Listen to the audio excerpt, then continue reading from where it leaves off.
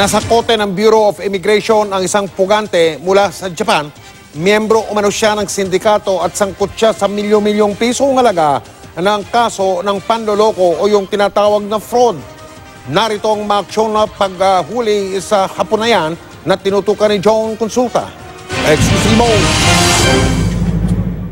Paalis na sana ang target ng Fugitive Search Unit ng Bureau of Immigration sakay ng itim na kotseng ito sa isang exclusive subdivision sa Parañaque. Kaya agad na hinabol at mabilis na kinat ng sasakyan ng mga operatiba.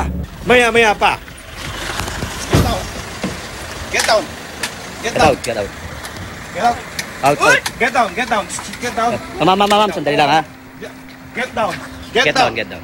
Pagbaba ng sasakyan, agad pinaluhod at pinusasan ang Japanese fugitive na si Yuya Suzuki, 37 anyos. Emission order was issued by the Commission of Immigration pursuant to a request from the Japanese... Sorry po. Yeah. Balik tayo sa bahay. Sa? Bahay. Bakit pa tayo pabalik sa bahay mo? Dai. Lahat. No.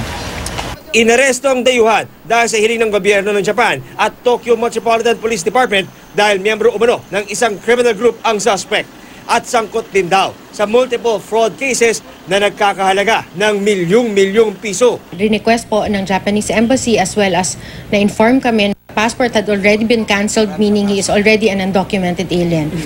Pananagutan niya to sa kanilang bansa, given also the amount of money na nakuha. November 2013, nang huling pumasok sa bansa ang Hapon, naging matipid naman sa sagot si Suzuki nang amin siyang kunan ng pahayag. Miyembro ka ba ng sindikato? From Yakuza? Member from Yakuza? Bakit? Are you? Agad ipade-deport pabalik ng Japan ang naarestong fugitive. The Bureau of Immigration Fugitive Search Unit is in constant search for foreign fugitives. Hindi natin inaalaw na yung ating bansa ay gamitin nila bilang taguan or safe haven para sa kanilang mga illegal activities. Get down. John Consulta, nakatutok 24 oras.